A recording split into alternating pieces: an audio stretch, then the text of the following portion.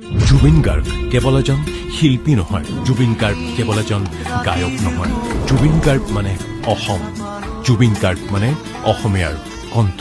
কিন্তু সেই কণ্ঠ আজি ৰুদ্ধ, সেই কণ্ঠ চিৰদিনৰ বাবে ৰুদ্ধ কৰি দিয়া হ'ল। ইয়াৰ আঁৰত কাৰ হাত, সেই উত্তৰ আজি ৰাইজে ভালদৰে জানে।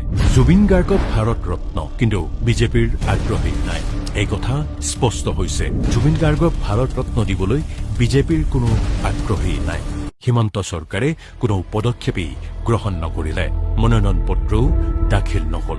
ভাৰত ৰত্ন প্ৰদানৰ বাবে জুবিন গাৰ্গৰ নামেই মনোনয়ন পত্ৰ দাখিল নহল।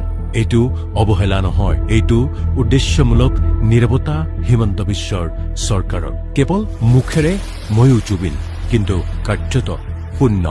এফালে মুখ্যমন্ত্ৰীয়ে কয় ময়ো জুবিন, আমিও জুবিন, কিন্তু আনফালে জুবিনৰ বাবে একো নহয়।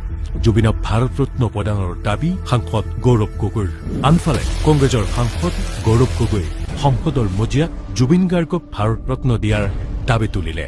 পাৰ্থক্য সিমানেই, এয়াই পাৰ্থক্য।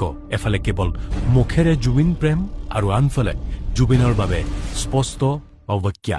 জুবিনক ভাল পায় নে ভয় কৰে, ভাৰত ৰত্নৰ এই কথাই সকলো স্পষ্ট কৰিলে। এই চৰকাৰ জুবিনক ভাল নাপায়, কেৱল আৰু কেৱল ব্যৱহাৰহে কৰিলে জুবিনক।